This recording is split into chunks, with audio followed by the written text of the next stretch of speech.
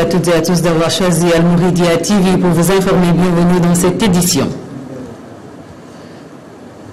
Les titres à développer dans cette édition de 20h sur Al Mouridia TV, premier conseil municipal de la commune de Touba Mosquée.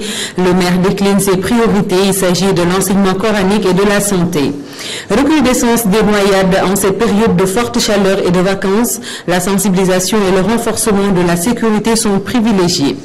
Sur l'international, le virus Ebola se propage en Afrique de l'Ouest. C'est au tour du Nigeria d'être touché.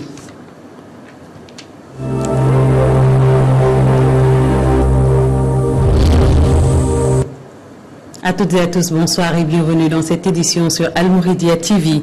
La commune de Touba vient de tenir son premier conseil municipal. 16 commissions ont été installées.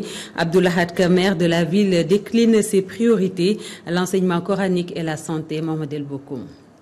La commune de Touba a tenu ce samedi 2 août 2014 son premier conseil municipal. Sur la centaine de conseillers municipaux, 86 ont été présents lors de ce conseil municipal. Sous l'égide du sous-préfet de Ndam, 16 commissions ont été installées. Une place prépondérante a été donnée à l'éducation coranique et à la santé. Selon le maire de Touba Mosquée, Abdullah Hadka, des efforts supplémentaires seront faits dans ces secteurs et qui sont prioritaires dans son nouveau cahier de charge. L'objectif de la mairie et de soutenir l'enseignement coranique et de construire 2 postes de santé supplémentaires. Et cela fera 26 postes de santé dans la ville sainte de Touba, ajoutés aux 2 hôpitaux existants, l'hôpital Matlaboul Fawzaini et l'hôpital Damatou. Ainsi, Touba pourrait bientôt juguler les difficultés notées dans ce domaine, soutient Abdullah Hadka. L'idée de renforcer les finances de la mairie a été agitée. Touba, devenue commune grâce à l'acte 3 de la décentralisation, aura la possibilité de bénéficier de fonds additionnels. Les banques et autres institutions financières de la place devront mettre la main à la poche et payer des taxes à la commune de Touba Mosquée. Le maire espère ainsi que le budget de 3 675 millions sera rehaussé avec ces nouvelles ressources. Mahmoudel Bokoum, la campagne de sensibilisation sur les risques de noyade a été lancée à la plage de Yoff à Dakar. Des chiffres alarmants, 145 décès sur 169 noyades. Le ministère de l'Intérieur, en compagnie de la direction de la prévention civile, prône le renforcement de la sécurité sur les plages interdites. Mamdiara Sek, Mohamedien, Al Mouridia, Dakar. De la protection civile sous la tutelle du ministère de l'Intérieur a procédé à la cérémonie officielle de lancement de la campagne de sensibilisation sur les risques de noyade à la plage de la BCEAO à Yoff.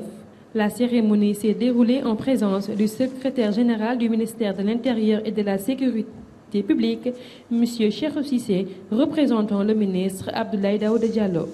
C'est une journée véritablement importante à nos yeux et aux yeux des populations. Nous avons choisi cette année la plage BCEAO de Yoff. Cette sensibilisation, bien entendu, va être suivie d'une caravane au niveau de certaines régions, organisée par la direction de la protection civile. Et vous avez noté avec nous tout à l'heure que les statistiques sont déjà alarmantes. Pour le premier semestre, je parle sous le contrôle du directeur de la protection civile.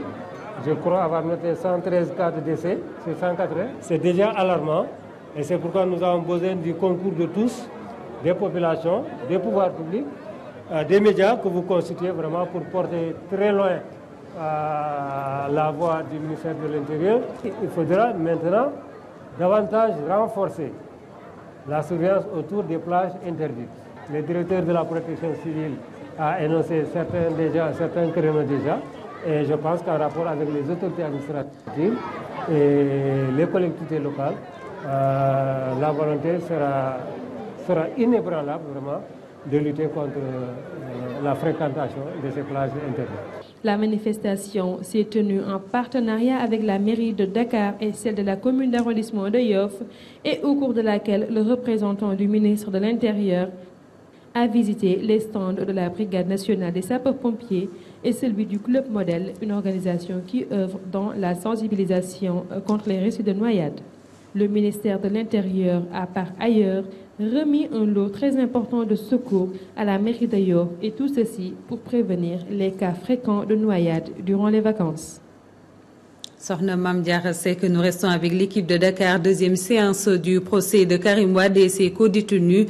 Les citoyens présents au palais de la justice de Dakar se prononcent. Les uns soutiennent un procès purement politique. Les autres demandent que justice soit faite. Sokhna Bintou Amar Djité, Serigne Saliou Thiam Al-Mouridi. Amadou Sall et Souleymane Ndéné peuvent plaider pour Karim. Je suis venu ici exactement, c'est la justice en tant que telle. Le jeudi, j'étais là. Mais ce que j'ai vu des deux parties, vraiment, c'est une bonne chose. Elle a dû, certes, elle a posé par exemple une exception. Cette exception a été jugée par exemple aujourd'hui pour voir vraiment est-ce que les 4 juges peuvent défendre ou non. Mais la réalité, le juge même a jugé, franchement parlé, que ces 4-là peuvent plaider pour Karim. Le procès est politique. Donc Karim Wade, c'est un homme politique.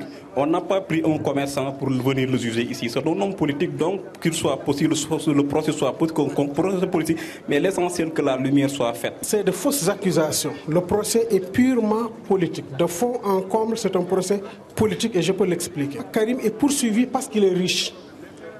L'illicité de sa richesse n'est pas prouvée. Et on ne peut pas le prouver a priori. On ne peut que le prouver qu'à posteriori. C'est-à-dire, après enquête, on peut dire que Karim, n'est-ce pas, s'est enrichi illicitement. Alors, mais ici, à l'heure où nous sommes, il y a beaucoup de riches au Sénégal.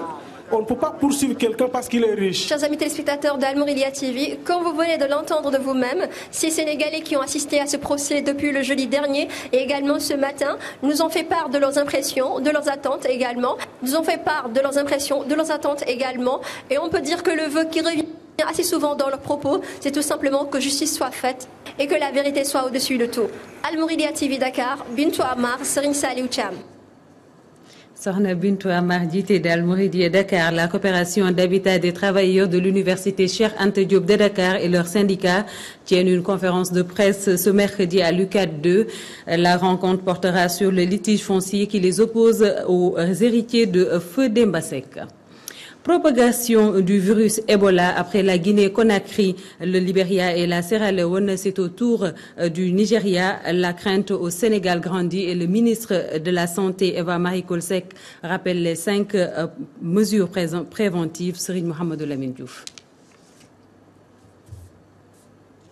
La fièvre hémorragique du virus Ebola continue de se répandre en Afrique de l'Ouest. Après la Guinée, le Libéria, la Sierra Leone, c'est au tour des géants de l'Afrique d'être touché le Nigeria. Face à cette menace sans cesse grandissante, le Sénégal continue de renforcer son dispositif de surveillance et de sensibilisation. Ainsi, le ministre de la Santé et de l'Action sociale, à travers le Service national de l'éducation et de l'information pour la santé et les régions médicales, organise du 4 au 10 août des caravanes de sensibilisation. Sont concernées les régions de Kédougou, Tambacounda, Kolda, Ziguinchor, Sédhiou, Kaolack et Diourbel. À travers cette démarche de proximité renouvelée, le ministère de la Santé entend sensibiliser les populations sur l'importance du respect des mesures préventives qui sont au nombre de 5. Se laver régulièrement les mains avec de l'eau et du savon, éviter de manger ou de manipuler la viande d'animaux sauvages ou retrouvés morts, bien cuire la viande avant de la consommer, éviter tout contact avec leur sécrétion, sang, salive ou vomissure des personnes malades ou décédées de la maladie Ebola. Il faut rappeler qu'en ce qui concerne le Sénégal, aucun cas suspect n'a été enregistré depuis le début de la maladie.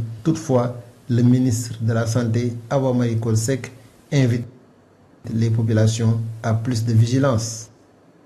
A signalé que le virus Ebola fait sa première victime côté sénégalais. Il s'agit d'Ibrahima Niang, un compatriote résident à Conakry, originaire de la ville de Thiès. Ibrahima Niang a été enterré en Guinée. Nous passons à l'actualité internationale.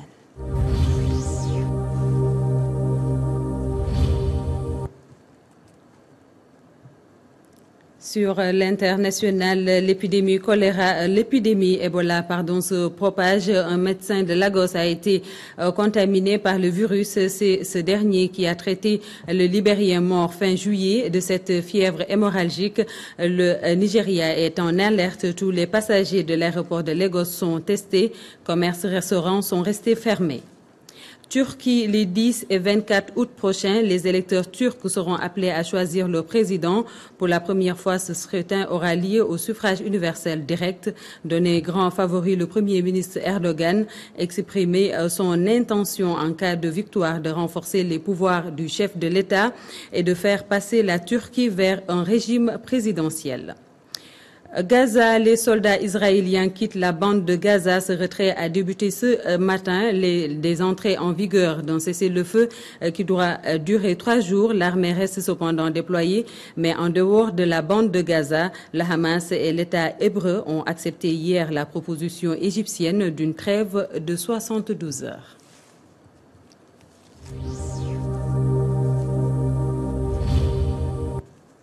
Ici s'achève, Madame, Messieurs, cette édition sur Al Mouridia TV. Merci de l'avoir suivi.